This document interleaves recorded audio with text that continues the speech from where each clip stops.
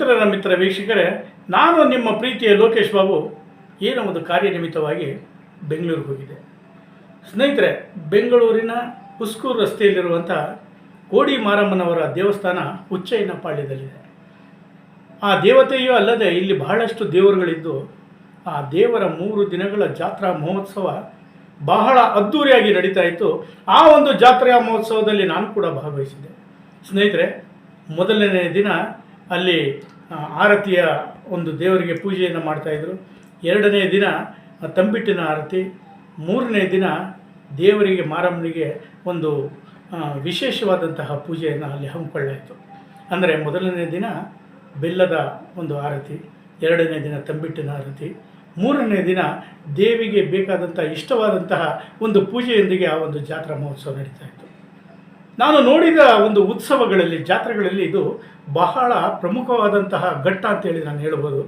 ಯಾಕಪ್ಪ ಅಂದರೆ ಪ್ರತಿಯೊಂದು ಮನೆಯಿಂದಲೂ ಪ್ರತಿಯೊಂದು ಹೆಂಗಸು ಸಹ, ಎಲ್ಲ ಜನರು ಸಹ ಆ ಒಂದು ಜಾತ್ರಾ ಮಹೋತ್ಸವದಲ್ಲಿ ಹೊಸ ಬಟ್ಟೆಗಳನ್ನು ಧರಿಸಿ, ಪೀತಾಂಬರಗಳನ್ನು ಹೆಂಗಸರುಗಳು ಧರಿಸಿ, ತಲೆಯ ಮೇಲೆ ಏನು ತಂಬಿಟ್ಟಿನ ಆರತಿಯನ್ನು ಎತ್ಕೊಂಡು ಇಡೀ ಗ್ರಾಮದ ತುಂಬ ವಾದ್ಯದೊಂದಿಗೆ ಮೆರವಣಿಗೆ ನಡೀತಾ ಇತ್ತು. ಅಂದರೆ ಅದು ನೋಡೋದಕ್ಕೇ ಬಹಳ ಖುಷಿ, ಬಹಳ ವೈಭವ, ಬಹಳ ಸಂಭ್ರಮವಾದಂತಹ ಜಾತ್ರೆ.